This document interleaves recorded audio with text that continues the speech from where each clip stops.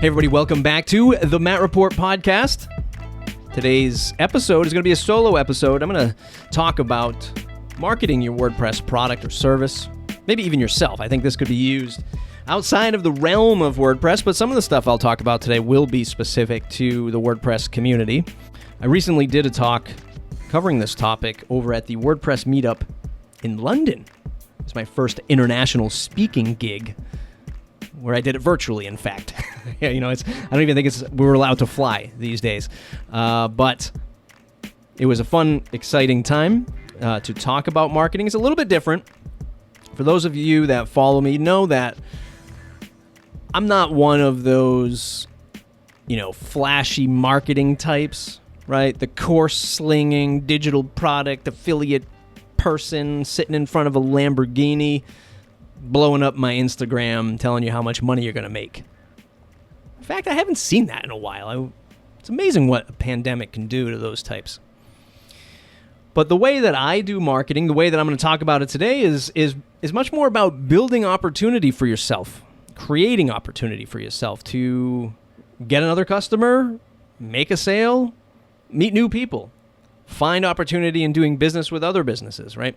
That's what marketing and this practice of getting yourself out there, that's what it means to me. It's really how I've been able to run, businesses for quite some time and find opportunity in the WordPress space, working for other companies and all of that fun stuff. By doing what I'm going to talk about today has really led me, by doing this very podcast, it has led me to opportunities, right? And I think that hopefully, if you're looking to grow those opportunities yourself, this will be an interesting talk. It's mattreport.com, mattreport.com/subscribe. Don't forget to leave us a 5-star review on iTunes. It really helps.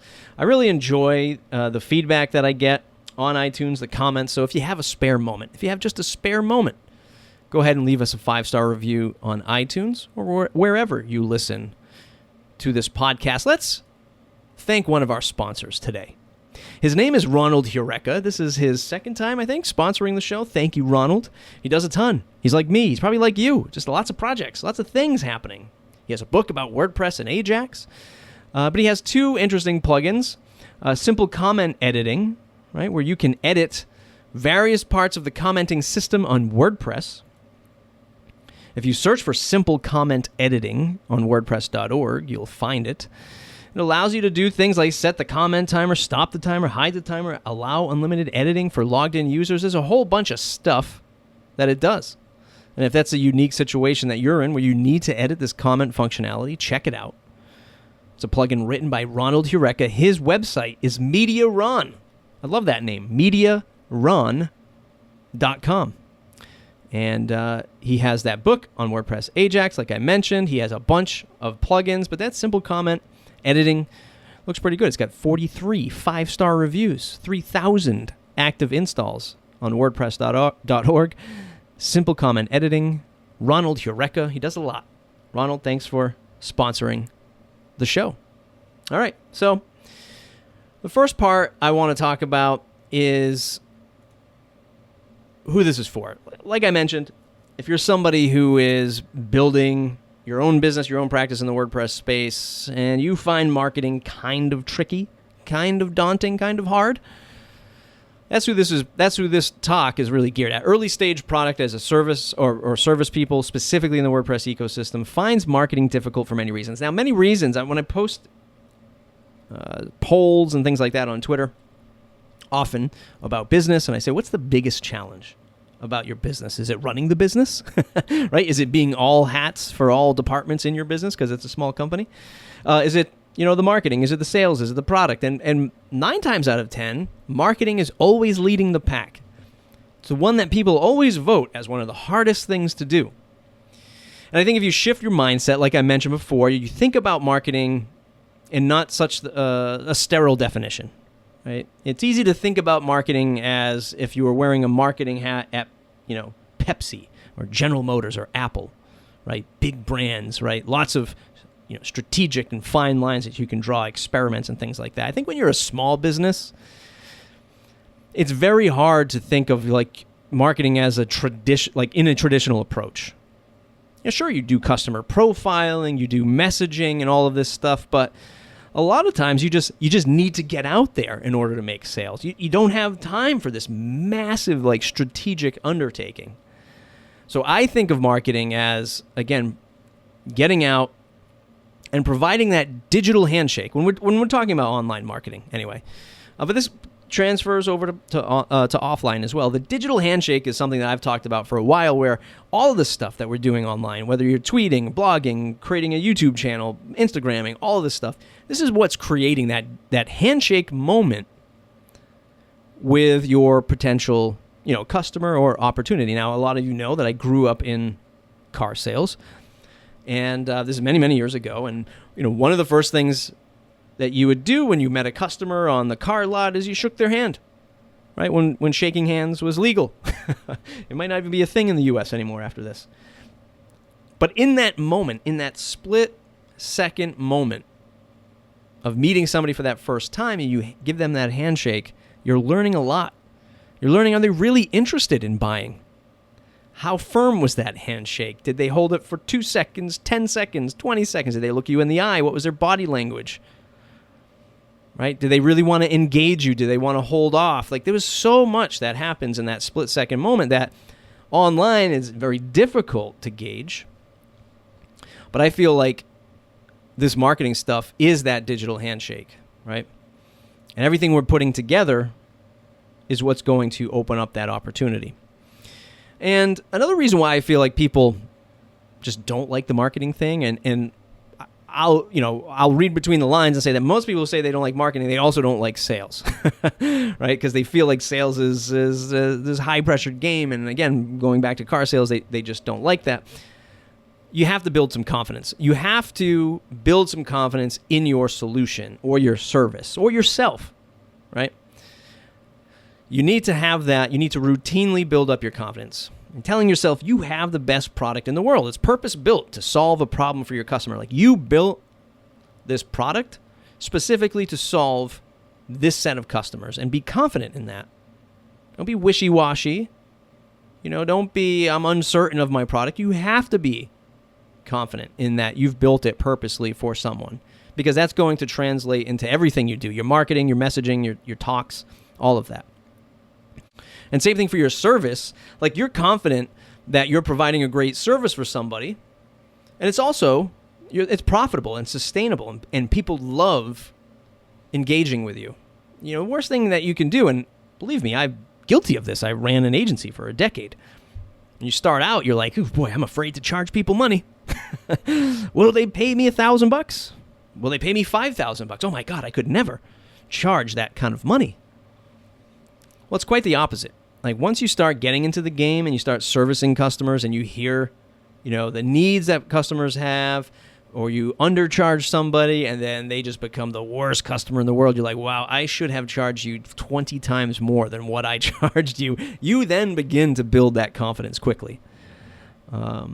And you will have that. Even when you charge somebody $10,000 and you thought, wow, that's a lot of money, and then they become the nightmare client again, you're like, wow, I really need to raise I should be charging $50,000. And you should, right? Because you start to learn all of the overhead of this stuff.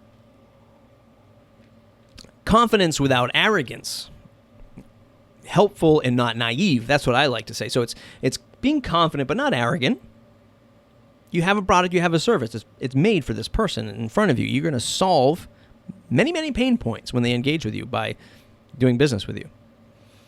And you're helpful and not naive. Like, you'll give people enough help and be courteous and be a good person, a good steward of humanity. But you're not going to be naive. You're going to give the whole, farm away. So it's a fine balance between serving those two needs. Speaking of serving those two needs, LockdownSEO.com, our repeat sponsor of the show, John Locke from Lockdown. That's Lock with an E, LOCKE, down, SEO.com.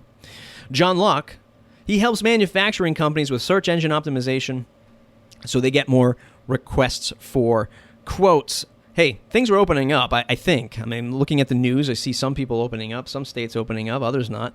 But look, manufacturing, I don't think ever really had that much of a drop. I could be wrong. But if you're working with manufacturers and you don't know the business. You're like, hey, I really don't know manufacturing that well, but I need to serve somebody. I need to make some money myself, and this manufacturer wants me to build them a website. Well, John does that all day long. He works with manufacturers. So if you're stuck or you want to partner up with John, check him out at lockdownseo.com. He will help manufacturers get those leads coming in, and he's a great guy.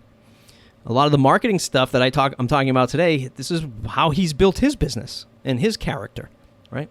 And I trust John to provide a great service and process for you. And look, if you just maybe you don't want to engage with John, maybe you can't afford John, right? Maybe you can't afford John. Bring him onto the project. I get it. Maybe pay John a little bit of money to consult with him as you engage with other manufacturers. He's a good guy. Maybe he'll talk to you a little bit for free. Don't quote me on it. But maybe you send him a message. You say, hey, look, I'm trying to get into the game of helping out manufacturers. I have a few people that I've helped that manufacture goods. How do I do this? How do I get them WordPress? How do I get them SEO? Maybe he'll take a moment to talk to you about it. If anything else, he's got a great YouTube channel. Search for John Locke on YouTube, and he does a ton of YouTube videos. I am jealous of the amount of YouTubes? I sound like an old guy. The amount of YouTubes that he puts out there. He does a phenomenal job, and it's all about SEO. So if you want to learn something, check it out on YouTube, John Locke. LockdownSEO.com, lock with an E, LockdownSEO.com. John, thanks for always being a sponsor of the show. And just like John, the next component of this talk of marketing is have purpose and opinions. Why customers are compelled to do business with you or recommend you. So I have this thing called the blue-collar digital worker, right? People in the digital space, well, especially in WordPress, who are not these highfalutin engineers getting paid $400 an hour to code you the most simple, HTML page under the sun. Blue-collar digital worker. That's my purpose. That's my opinion, right? And lots of threads behind it, but I feel like there's a strong set of individuals, teams, people who are out there using WordPress, doing SEO, doing marketing, that are just doing a darn good job, right? They're not formally educated. They taught themselves, just like me, taught myself a lot of this stuff. I just feel like I want to provide a great service at a fair and valuable price. I'm not going to charge you $400 an hour, but maybe you'll pay me $200 an hour to do something really good for you. Do it the right way, do it the sustainable way. So having purpose and opinion in your marketing, I think, is what's really going to make people connect with you. This is why they want to do business with you in the light of, Amazons and Googles and Facebooks. Who cares about them, right? Like, who cares about Amazon, the brand? We care about Amazon, the brand, making sure that they deliver us, this item in X amount of days because we pay them $120 a year for Prime. We better get the goods that we're paying for because you're a $1 trillion company. We care about it to deliver us what we want. We don't care about them in a human way. We care about our local businesses. Maybe we should be doing more business locally, right, instead of Amazon. So have purpose and opinion in your marketing. And a lot of this stuff is habits and not tactics. So that's the thing. Like, I see tactics come and go, right? Keywords and blog posts, 5-minute YouTube videos, now 10-minute YouTube videos. Landing pages, funnels, automated emails, like all of this stuff, to me is just tactics, and they just go away after time. What you want is habits. You want to be in the habit of telling this story and being out and meeting people, understanding who your customers are. It's a huge part of marketing. Like, go in the right places. And you find yourself in the wrong place. Now you've learned, I'm in the wrong place. Nobody's listening to me over here. You move to the next place. And you remember never to go back to that other place. A perfect example would be like marketing in Facebook groups. Massive opportunity. That's a tactic, though. So you find some Facebook groups, you engage, right? There's a lot for WordPress. Page builders, my God, they're a cult-like following. But you go into these groups and you engage with people, you help other people. It's a great form of marketing. They see, Sally helping out all these people, and they click on Sally's profile. Oh, Sally does web design. Well, maybe I'll hire her for my next project. But you just have to get into the habit of wanting to help and wanting to be out there and wanting to create content, wanting to connect. And you form a habit with that stuff. The tactics can follow that, but form a habit of being out in the open. Lots of opportunity by being out in the open. talking about what you do. And as the podcasting gods would have it, somebody is jackhammering outside on the street. So I do apologize if that comes through. Let's move on to the next slide. Look, when it comes to creating habits, and here's some tactic right here, some strategy a little bit too. To get into the habit, a lot of people say, I should start a podcast, I should start a YouTube channel, I should be blogging, I should be doing webinars, and all this stuff. Yes, it's yes to everything, but you can only take it in the strides that you can handle. You don't need to go overboard, because as soon as you start to feel like you're going overboard, you get overwhelmed, and then guess what? You don't do it. I'm trying to get back into running. I'm trying to get back into shape. In the first 100 paces of my run, I'm like, hey, I don't want to do this. I just want to turn around and go home. But you plow through it, and then you get better the next day. So instead of thinking about, my God, do I do an hour-long podcast 3 times a month? How am I going to handle that? Well, maybe it's a 5-minute SoundCloud clip to get you started. You don't want to create a YouTube channel? Maybe an Instagram story, right? Instead of a 10-minute video, you do a 30-second Instagram story. You don't want to do a series of blog posts. Oh, God, how am I going to blog? Then it's out there and people are going to see the dates in between. Well, maybe you just do a monthly newsletter. Instead of doing a blog, do a monthly newsletter. Get people to sign up over there. It's better engagement anyway. You don't want to do a webinar? Do a live stream, right? Do a live stream. I mean, it's the same thing. It's about creating content and connecting to people. That's the good thing. That's what these tools allows us to do. And all of this is going to start to compound with your audience in creating trust. Because to me, great marketing is about trust. It's word of mouth is still the most common means of getting new business, without a doubt. It's not your Facebook ads. It's not your click-throughs. It's not your email list. It's word of mouth. And it's the number one trusted source. When somebody refers you and they say, hey, I need somebody to build this manufacturing website, who do I go? I go to John Locke. How do you? Why him? Because I trust him. Not only does he specialize in it, but he talks about this type of content. He's showing me stuff on YouTube constantly. I trust him to build a website for manufacturers or to consult with manufacturing. Well, what do you think about a pizza shop? Will he do a pizza shop? No. Manufacturers. That's what he specializes in. I trust him to do that. And you can kind of build that same model. I mean, when I started my agency over 15 years ago at this point, maybe 13 years ago, I started doing a podcast because I wanted to build trust. I saw, how many people were connected to the WordPress community, in how they were finding other jobs, and big brands were all turning to WordPress at the time. It was a gold rush at the time. And I remember seeing Jake from 10up sort of lead his business. Like, how am I going to compete with him? I'm not an engineer. I don't have these connections in the WordPress space. So I made my own. That's why I started the Matt Report podcast, was to get out there and build trust. That's what great marketing is. To me, you build that trust, and then people will connect and start to refer you. So let's get into some of those tactics. We slowly started to transfer there. Now, I said that you want to create these habits first and then move into these tactics. I think number one is you should probably do more podcasts, right? Either do more podcasts and show up on podcasts, or create your own podcast to tell your own story. But you have to have the right pitch. You have to tell the right story and provide value. I get pitched a lot to be on the Matt Report podcast. And I'm not saying it's like I have this, revered show. People are like knocking down the door to get on my podcast, right? But for the right audience, a lot of people want to knock down the door, quite literally. They want to promote their plugin, their service, and it's fine. I get it. There's a lot of WordPress podcasts out there. I, build a little bit of confidence. I have the highest rated one at least for the business side of things. So I get it. But you got to have the right pitch. I mean, just the other day, I received a pitch.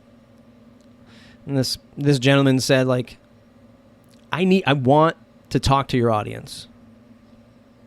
I've had other people say, like, I need to talk to your audience. I would, your audience would love my product would be amazing for your. Now, these are all things that people want from me and from you as my listeners. And I put a pretty good shield up for that. Number one, like, I really only bring on guests that I have a general interest in.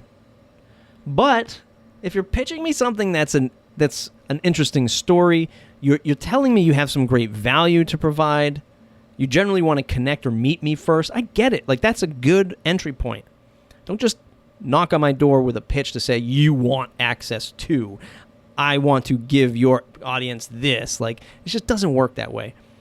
But podcasting is an amazing means to grow your brand, drive awareness, and get connected. Another interesting thing in the WordPress space is connect with more YouTube personalities and tutorial makers to share your plugin. Right? So I also do a YouTube channel, youtube.com/plugintut, where I show off a lot of products and do some small tutorials on how these plugins work and some cool new features. This is another great way to, connect with a personality, somebody who can promote your product or service, get to visually explore your product or service, and that's always a great thing.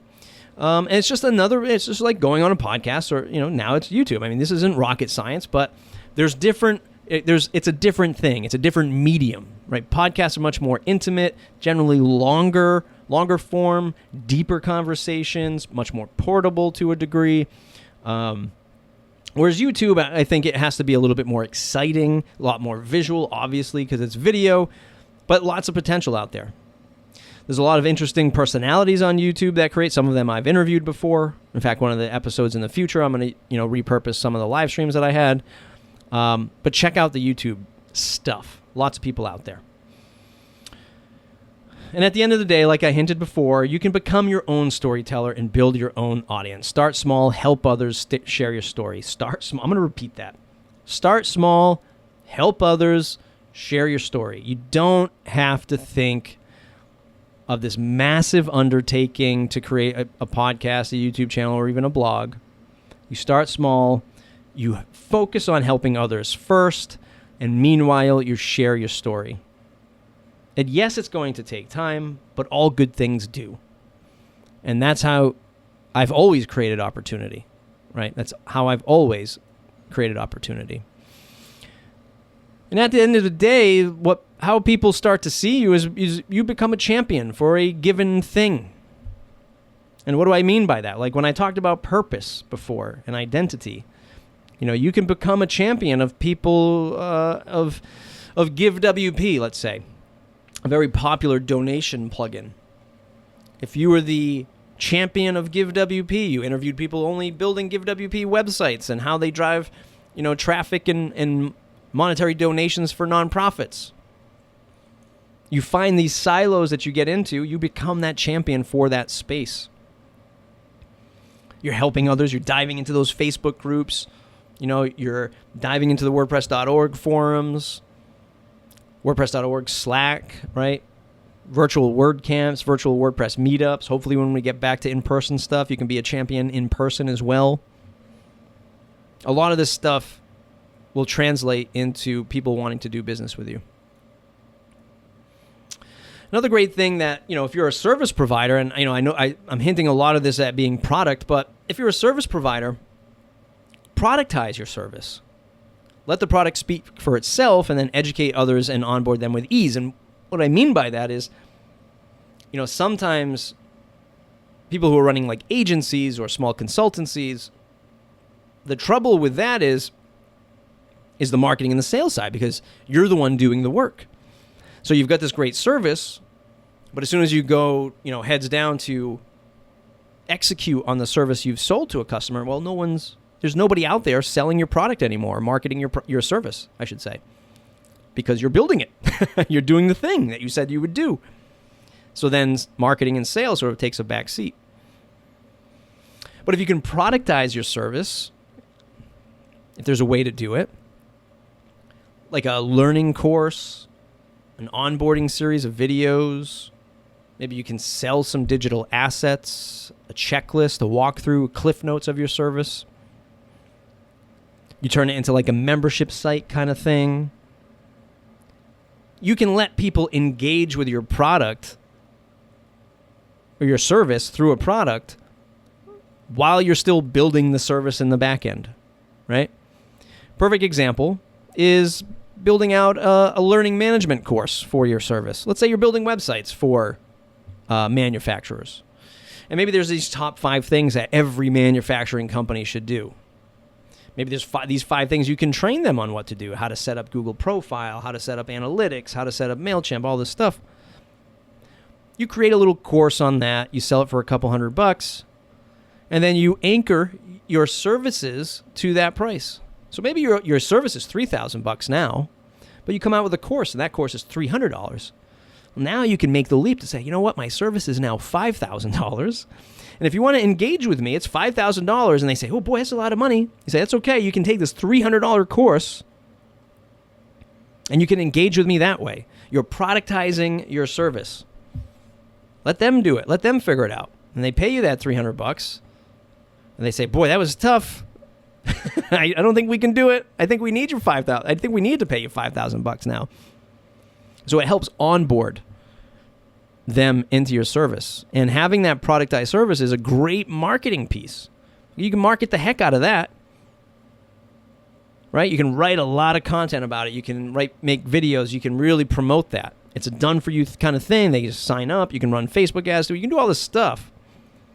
And again, it's a great anchoring. You can just say, hey, yeah, it's $5,000, but you can just take my course. It's $300. Lots of stuff. There's a lot in that one, but definitely some good advice there, if I do say so myself. And all of this stuff culminates to my last slide here. Create things out in the open. When marketing and storytelling becomes a habit, doing things in the open can create opportunity for you. And like I said, I already mentioned this, I think already, you want to be doing this stuff out in the open to where you're comfortable. A lot of people don't like sharing things online. I mean, I'm not just talking about sharing about like how much, how many customers you signed last month or how many products you sold last month. You can if you want. There's an argument for that to be helpful content. But doing things out in the open, you're recognized. And I do this for success and failures. Like I don't know if it's, all I know is where I'm at today is because I've been doing things out in the open, and I'm fairly happy with where I'm at today. And I don't know if pumping out the stuff I've pumped out online has, ever really detracted from where I could be today. But I feel pretty successful, and I'm happy about that. And like I was saying, I put out successful stuff and stuff that I fail on. Right? I'm constantly trying new things. I'm constantly promoting them, and if they don't work, they don't work, and I'm fine with that. Fine with that. Business 5000 was one that I was pushing for quite some time. The pandemic hit. I got super busy. There wasn't a lot of interest after the pandemic and getting people engaged. The first, dozen or so people were very engaged, but then it became just this very daunting task. That's been a recent quote-unquote failures. They're not even failures. They're lessons. We've heard that before, that failures become these lessons. And that's, it's a way of learning. It's a way of building the building blocks to your business. Everyone's always looking for these blueprints. Just tell me how to do it. Nah, maybe you should learn and fall a few times. Then you can understand how to do it. It's kind of the model that I lead with, good or bad. But create things out in the open. Create that opportunity to connect with others. Again, that's what a lot of this stuff is about, at least for me. That is my talk on marketing. It's a lifelong journey. It's a practice. And this is how I've always been able to build audiences, connect with others, and create with opportunity. I hope you found something useful here. If you did, tweet at me. Let me know, at Matt Medeiros, at Matt Report. Subscribe to the show, mattreport.com/subscribe. Check out that YouTube channel, youtube.com/plugintut. Thank today's sponsors, John Locke over at lockdownseo.com, Ronald Eureka over at Media. I always want to chuckle. Mediaron.com. Thanks for sponsoring the show. Sponsorships, 20% of the proceeds. Are they proceeds, Matt? I don't know. Are they called proceeds? Profits? 20% of what I charge to sponsor the show goes to a big orange heart, formerly known as WP and Up. It's a great nonprofit supporting mental health across not just WordPress, but freelancers, consultants in the tech space. They got some amazing things going on over there. So I donate 20% of my sponsorship to that organization. And store.mattreport.com. If you buy a hat, a t-shirt, 100% of the profits go to a big orange heart. I think I've raised probably about $500 for them so far since I started this initiative last year. So it's a good thing, and I really appreciate what they do, and I hope you appreciate what they do as well.